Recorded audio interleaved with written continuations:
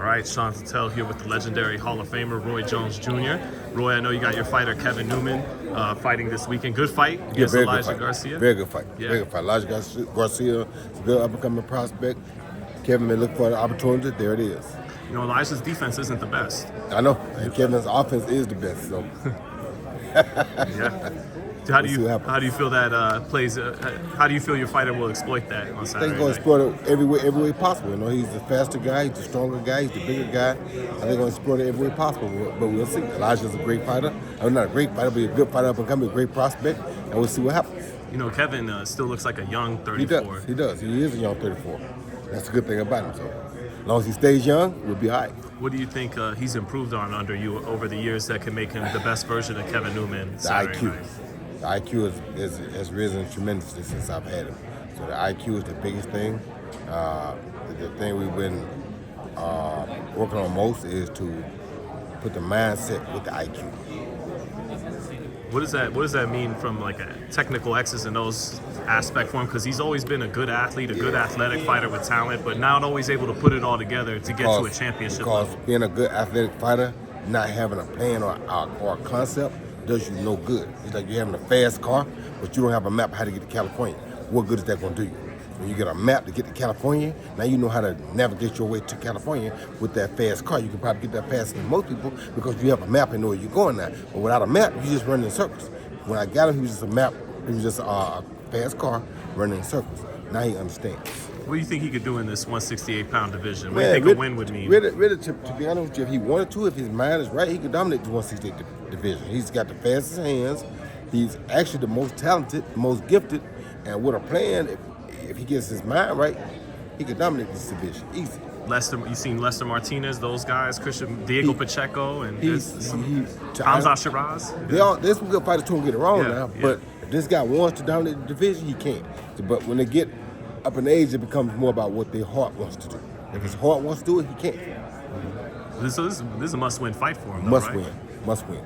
Right. Roy, I gotta get you before you go, man, because a kid who trains all the time in Florida from your whereabouts, Xander Zayas, man. Mm-hmm. What do you think? You think he could beat Boots Ennis? Well, if anybody can, beat him, but that's a hell of a task he's taking on at an early age too. You know what I mean? So I would have liked to see him wait just a little bit longer, get a couple more fights in. But sometime when the money calls, the fight has to happen. Mm-hmm. Money called, the fight got to happen. So that's what it is. Jaron Ennis, Tim Bradley, fellow Hall of Famer like you, breaks down the fights like you. Mm-hmm. He said that Jaron relies on his athleticism too much, and he got holes in his game Xander can exploit. That was something they tried to say, about you when you were doing your thing, Roy. Do you see that with Jaron, or that's not the case? I don't see it with Jaron. I see Jaron as being a guy that's actually knows what he's doing and knows how to fight. Has talent too, but knows how to use his talent. Therefore, it's nothing to break down. And I think they'll find that out come this next fight. Does he remind you of yourself at all? A lot. How so? Well, he got so many things he can do. He know how to change things up on the spot. And you can be able to adapt and change up on the spot. That's what you don't find in most fighters nowadays. You don't find guys that this ain't working, they can go do that. If that ain't working, they can go do that. You understand me? That was the one good thing about Bud Crawford. If this don't work, he can change right hand or left hand and try or right hand and try it another way. If this don't work, he can go back another way and try it again. So he had options. Most fighters today don't have options. They fight one way and that's it. How tough a fight you think he would have gave Crawford if he would have got that opportunity? It would have been a tough fight for him. I mean, we would find out what he's made of, but it would have been a tough fight for both of them because Crawford is that guy that knows how to adapt and make changes too. Enis is a guy who can definitely make changes on the spot, and those are the makings of great fighters. So both of those guys in front of each other would have been a hell of a fight to see because they're both so adaptable.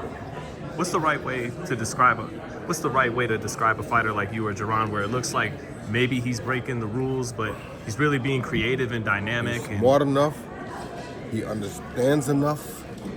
He has a good enough foundation to do anything necessary at the time that it calls for it. So if it calls for throwing a leap in the hook, he can do that. If it calls for throwing an overhand right, he can do that. If it calls for putting his hands down and setting you up to hit you, he can do that. That's what the great ones like myself were able to do. We're able to adapt on the spot, and it's because of having a great foundation. If you don't have a great foundation, you can't do that. So all this stuff about talent, no. Talent is more like Prince Nassim Hamed. Mm-hmm. He can bang you, but use his head to get away. Mm-hmm. None of that was natural. None of that was fundamentals. That's why when he met fundamental fighters, he had a bit harder time.